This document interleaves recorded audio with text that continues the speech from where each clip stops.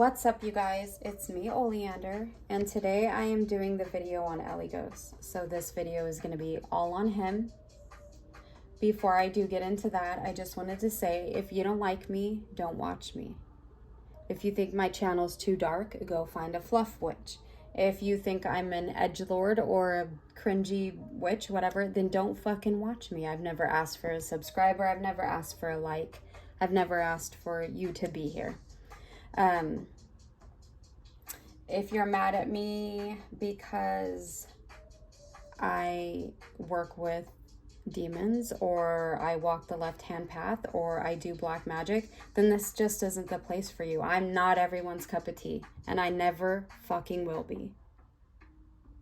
If you're mad at me because your face is shaped like a potato or you wanted to be born a woman but you're not, you can fuck off too. Call me an edgelord, call me whatever you want to call me, but what I will say is I'm not going to conform to fit in with any community. I wasn't born to fit in with anybody, and I wasn't born to be a part of a group, okay? So if you don't like what I do here, then don't watch. It's that fucking simple. All right, so while I'm talking about Eligos, I am going to make an offering bowl. So this is going to be burnt in a sacrificial fire. When I say a sacrificial fire, it does not mean I'm sacrificing any living being, including animals. I'm not doing that, okay? It's herbs. I'm having a fire. It's a sacrifice of time and energy, okay? So let's get straight into this. Eligos is, and I have some notes down here, so if it sounds like I'm reading, it's most likely because I am. So Eligos is the god of war, strategy, law, love, and divination. He also helps with courage, death, ego magic, possession, and soul magic. So his lore is super long and complicated. If you've ever looked into anything on him, you'll notice that his lore is very long, longer than most other demons that I have looked into. Let me try to communicate that to you guys in a cohesive manner. So, I cannot say for sure that he is a fallen angel. I can say for sure that he is an ancient god of warfare and maybe a warrior god. Okay, that's what I do know for damn sure. And if he is a true fallen angel, then he does not like to be referred to as such.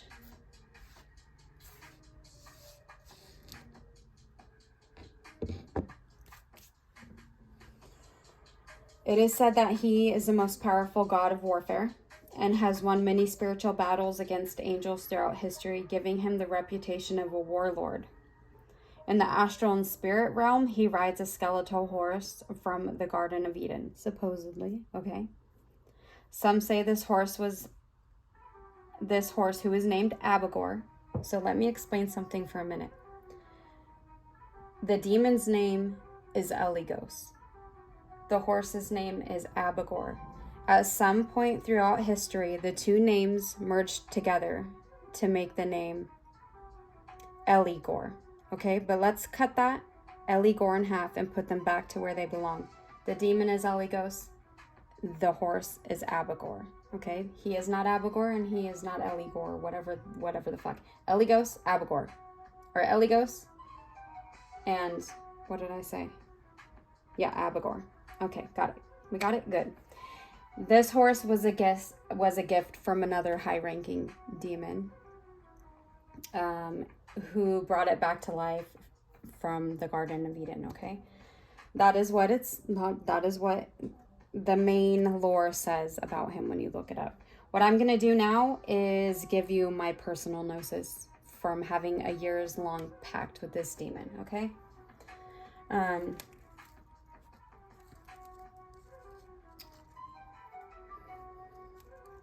He's listed in many grimoires. The Ars Goetia, as you all know, the Pseudo-Monarchia, you guys know I can't fucking speak, Demonium, he is in the Dictionary Infernal, I believe he's the first demon listed in the Dictionary Infernal. And of course he is in the Black Grimoire of Diabolical Witchcraft. Let me show you his page. So this is just the proof copy of the grimoire. That's why it has this gray line through it. This grimoire is dedicated to him and Master Leonard. So he is the 4th demon listed in my grimoire. And if you can see that, this is the sigil that I created for him. These are reasons to work with him, and this is his plant offering.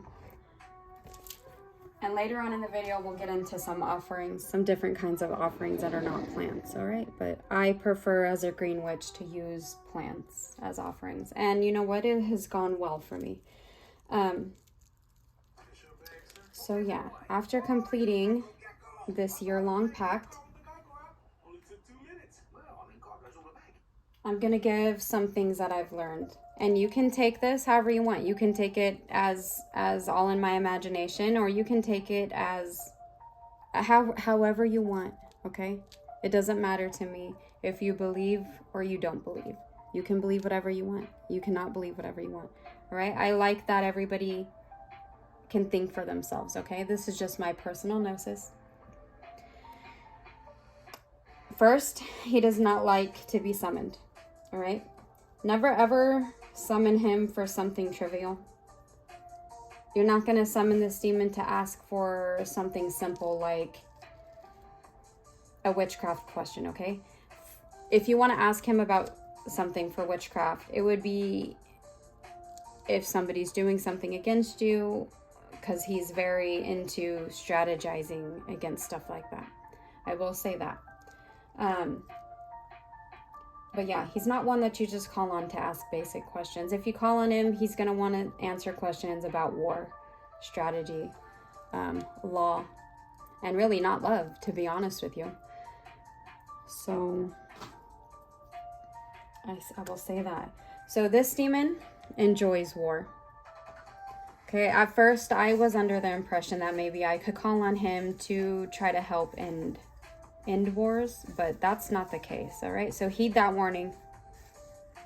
Heed that warning.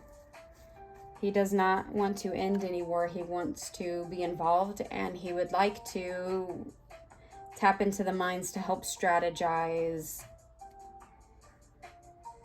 war plans, all right? I don't know how else to say it.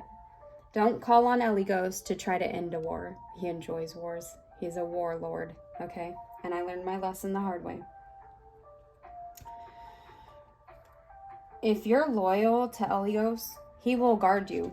I mean, the protection level is stronger than Master Leonard's. Okay? He protected me and my bloodline better than Master Leonard did. That doesn't mean I don't like Master Leonard. He's still my favorite. But I think with his status as a warlord, his levels of protection may just be more extreme. All right? I have a little fire, one of those little poppy things in here. I'm going to open this and burn it. It's got a little gunpowder in there. I think that's what makes it pop. I don't really know the exact chemical compounds of those, but I'm going to throw that in there. I've had it on his altar for a long time. Let's see. If somebody targets one of his loyal followers, I want to say they're a dead person walking. I don't know how else to say it. This is a fight to the death kind of spirit. This is not a let shit slide kind of spirit, okay? I don't know how else to say it. If you don't want to have the utmost, strongest protections, where it's kind of out of your hands what happens to whoever's doing something to you, don't choose him, okay? It may take many months to years, but this demon is unforgiving, and I'm telling you, he's very unforgiving. And that would go to anybody who broke the pact. He would be unforgiving.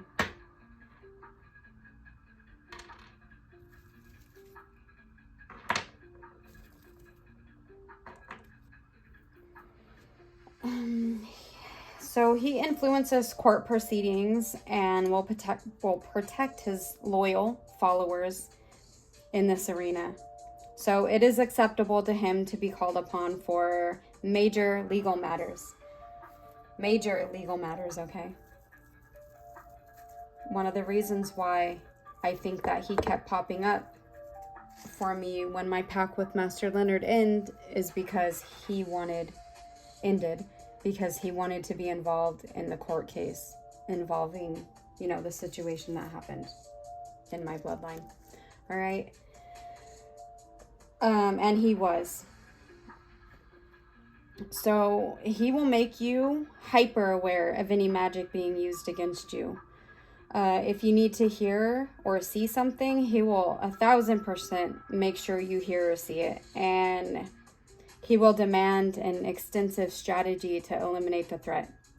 So if you think, oh no, it's no big deal, I'll handle it later. He doesn't accept that. So he will not allow rest until you address the target. All right. He will help you decide on what actions to take. He will also influence or force the target to back down, because what he's not going to allow you to do is back down. I have an oleander in here, but I'm going to put that to the side. I won't burn that in here, but I am going to burn all of this other stuff.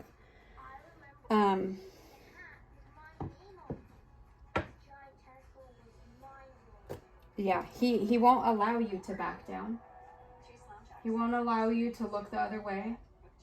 He will teach you spiritual warfare, and he will expect you to follow through and take action and stick to the strategy that he devised.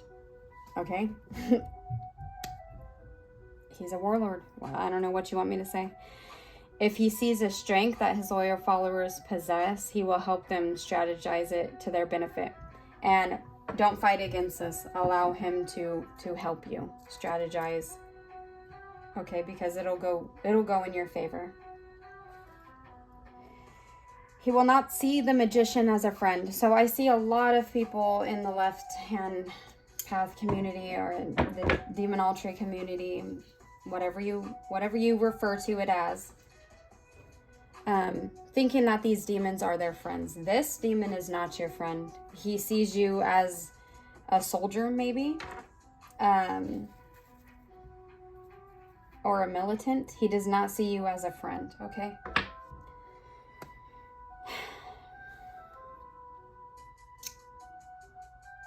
He will be your spiritual ally, not your friend. I have a lot of copper tangled up in here. He will disappear and not respond to summoning. So this doesn't mean that he's abandoned you. It just means that he is most likely not interested in what you're trying to summon him for. Or he'll disappear for a month and you won't feel or be able to tap into his current, okay? Don't give up on him. If you give up on him, that's going to go bad for you. Don't do that. So his color is yellow, not green. Some say it's green. It's not green. It's yellow. I've tried green stuff and it didn't go well. I'm pretty sure you guys have seen me burn a green candle for him before. And I wanted to do that as a test. And I just didn't get good results with the color green with him. I'm just being honest. So his metal is copper. I have a big chunk of copper. And that's for him.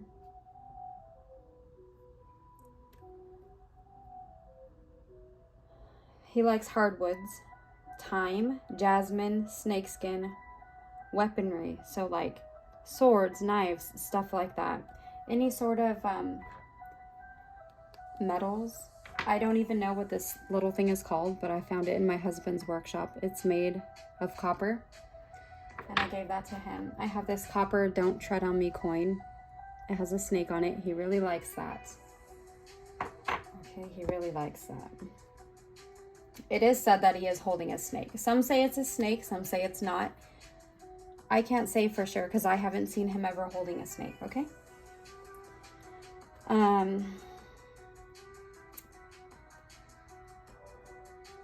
And if you're doing a serious working involving him, I would say red wine is a suitable offering.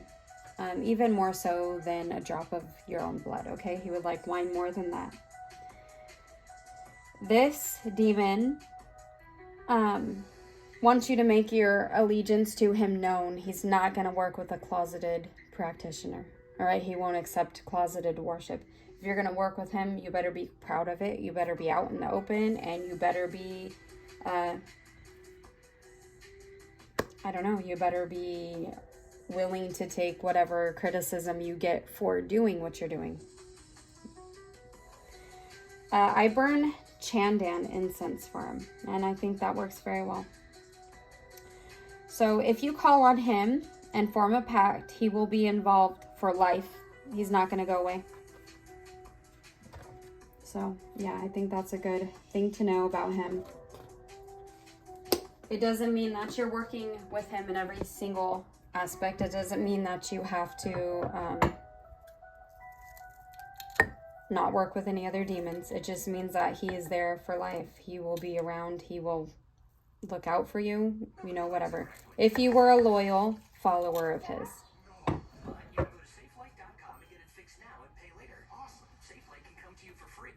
So yeah, that's about it. I'm going to have a sacrificial fire for him, and our pact is ending in a few days, and I will be going straight into a pact with Lucifer. I know I said Lilith.